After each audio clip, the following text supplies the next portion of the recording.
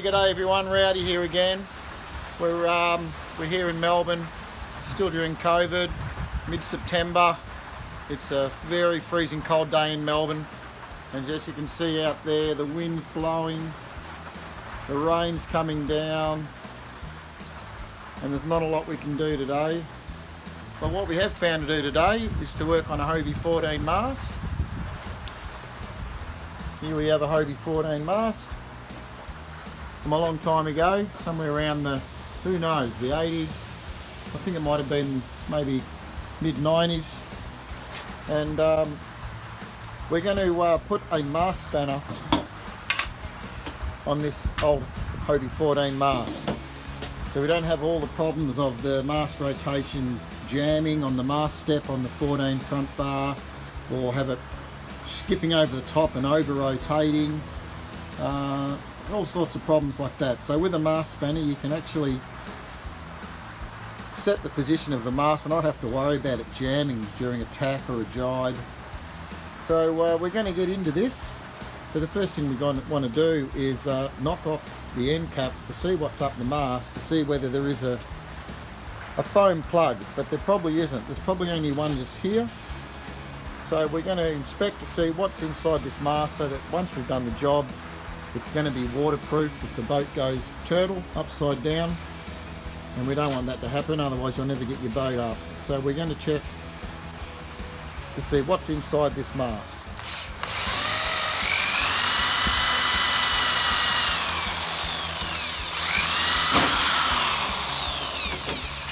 Now this is a 3/16 drill bit, drilling these rivets out.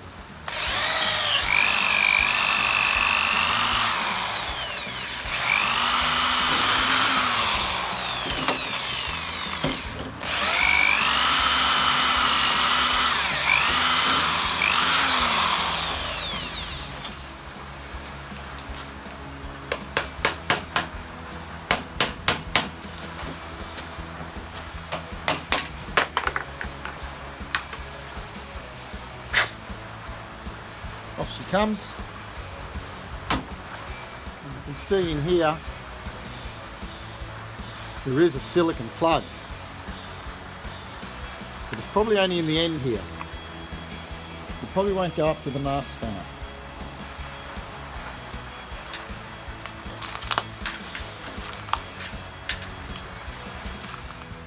As we can see, I've got some of this off, but there's a lot of water dripping out of this mast. It's actually got water in it. It's actually, there is a plug here, but under this plug it's been dripping for a while, so I'm thinking there's quite a bit of water behind this. You can actually see the plug moving. It hasn't really sealed over the years. It's dripping out of the plug, so it's getting in either in here or somewhere further up the mast, so we'll have to leak test it later to see where this water's coming in. Got this plate out, and there's quite a bit of water coming out of this mast. Quite a bit of water up the guts there. So we're going to at least reseal it and put a plug further up above the mast spanner, so it'll be sealed above the mast spanner. So this old mast had a piece of aluminium cut to size in the mast there and sealed with silicone, but it hasn't been holding over the years. It's silicone's shrunk and dried off, and it's been leaking. So we're going to replace that with a different kind of plug. There's an old main halyard horn in there, one on top there, and these three rivets here, they weren't doing anything. All they were doing was anchoring the plate so it didn't wobble. So it was the old plate was pushed up against the three rivets and then silicone many years ago. So those holes will have to be just blanked off later on. Now I've flushed the mast out with a bit of fresh water. Get rid of all that excess water that was, flushed all the salt water out of it. So that's one good thing. Yeah, a little bit less water in there. We'll be able to dry it out a little bit and put the mast spanner on.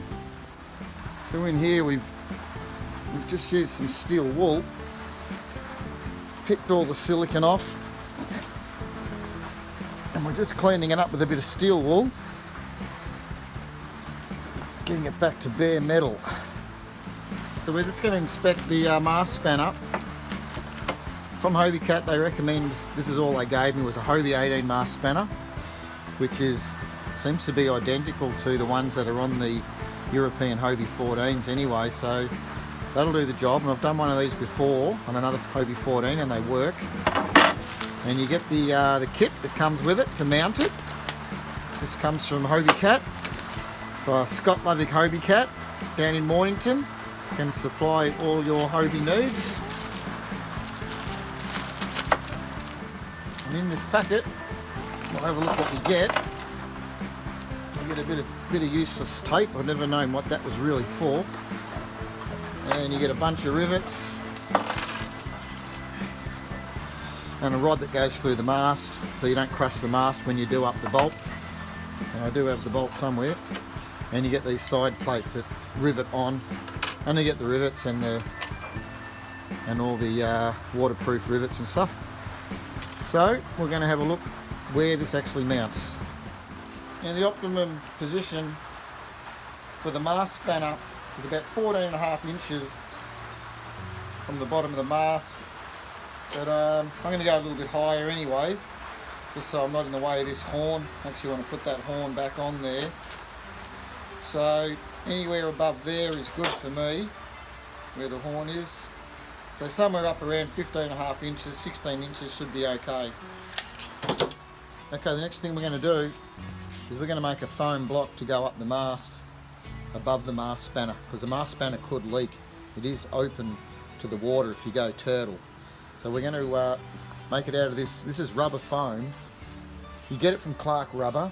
It's a charcoal rubber foam, GVA 30. It's the part number is 32973, and it's waterproof. It should do the job. We're just going to press it on here and mark it. You can do that.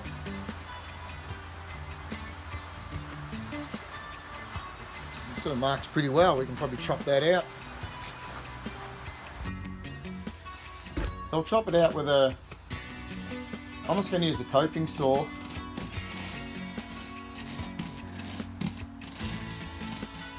Make it a little bit bigger than it needs to be.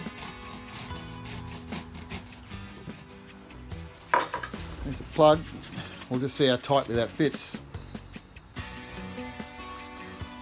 We'll put the plug in. It's a nice tight fit. As you can see, it's nice to work with too. So it'll be able to push that right up there above the mast spanner position. We're just going to tape a dry cloth on here and just dry off the mast in there. Just going to dry the inside of the mast with a heat gun. Just give it a bit of warmth to completely dry it out. So we've worked out on the other side of the mast, we've measured up and in. So we're going to drill this side of the mast for the 10mm spacer that goes in the mast in this position here.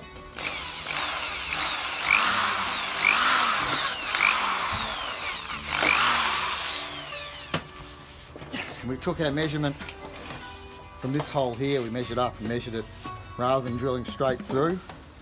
Probably miss it. Better to measure it on the other side and drill two separate holes and then put the big drill through. So here we're going to measure the spacer to get the right hole size. You can see it's 9.5, the size of that. And the best drill to use is one slightly smaller. We're going to use 9.3. 9.37, and the spacer measures 9.47.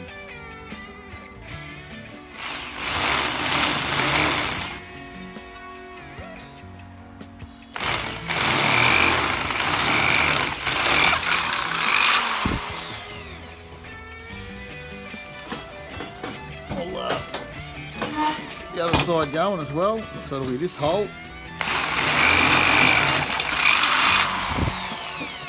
And we'll find both holes.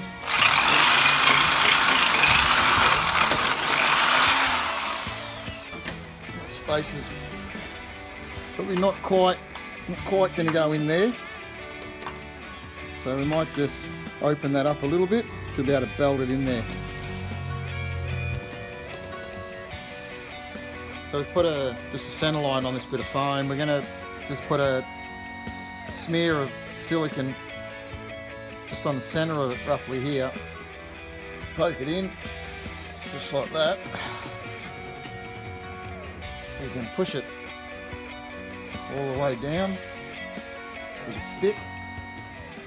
Just push it down to the right spot, roughly. It's about 350 mil. I'm going to turn it around now. That's it, it's turned around. I'm just going to jiggle it into the right spot. As you can see.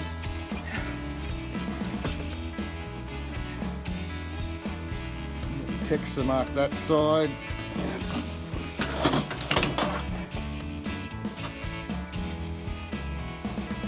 We've got the texture mark there, so we've got the foam right over the hole. You can see the foam is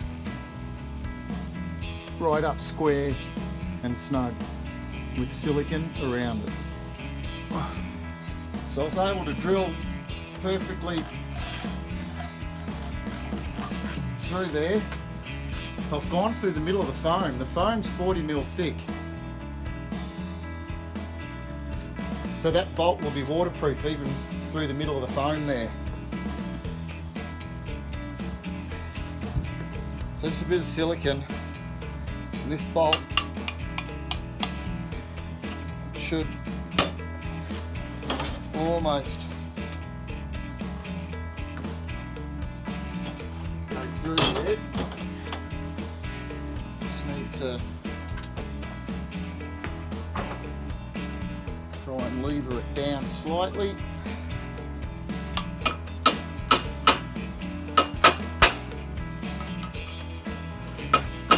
There it goes. We've got a good tight fit there.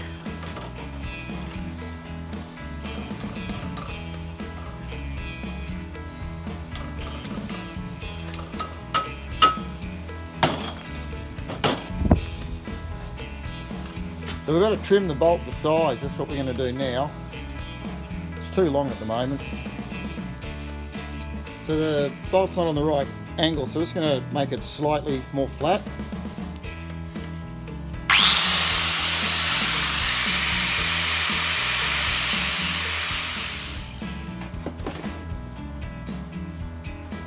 It's a bit more the right angle of the mast now.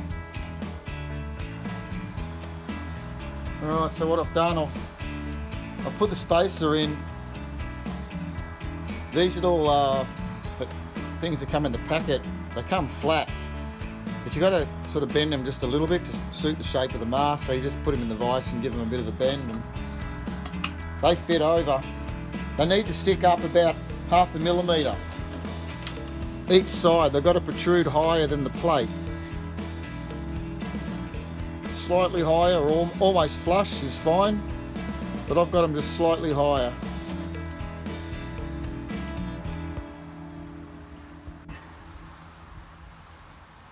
I've just put a little bit more silicone up the end there, just on the end of the foam, just to seal it off a little bit stronger.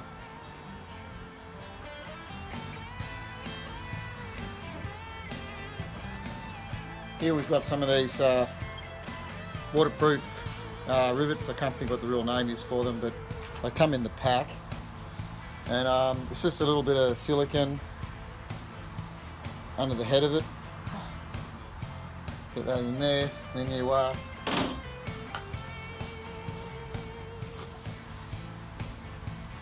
we're just going to rivet this on.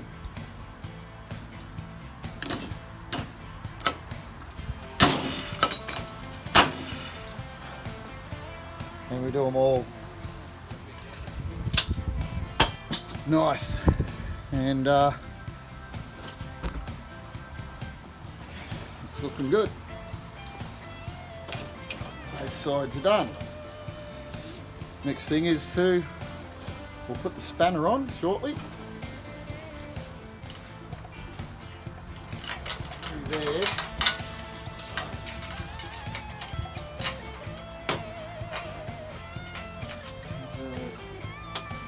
Put a washer on there.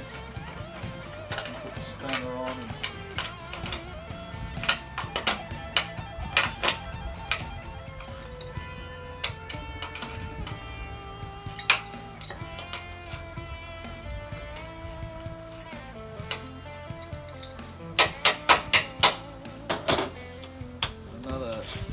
Another washer on there, and then the nylock nut.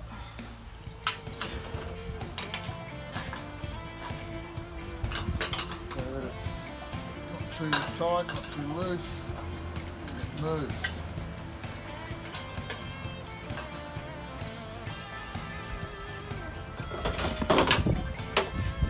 Feels pretty good. Fairly straight.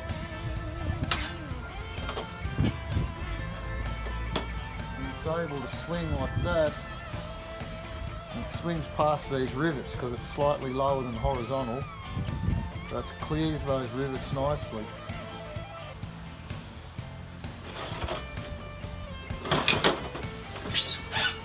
That's the Mast spanner for a Hobie 14. Ready to go.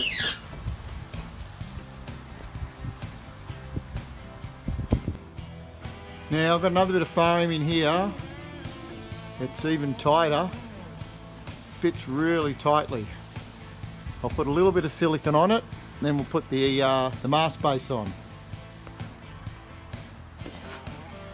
I'll put the Mast base on with a bit of silicone. Chuck some more rivets in.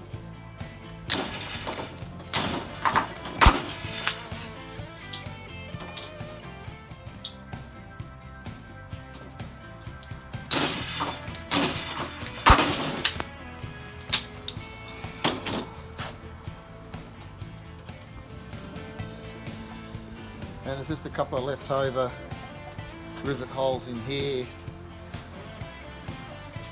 from the original bit of foam block in there. So we just drill them a little bit.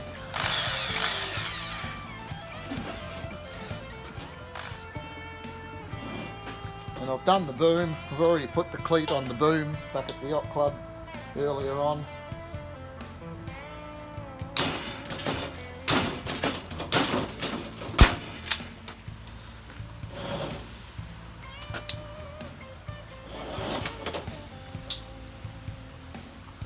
So I'll just get this last bit done.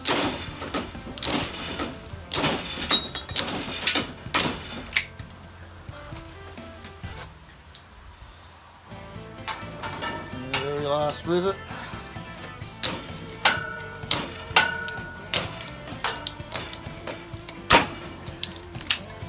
There we go. All the rivets done. No fail. There we go.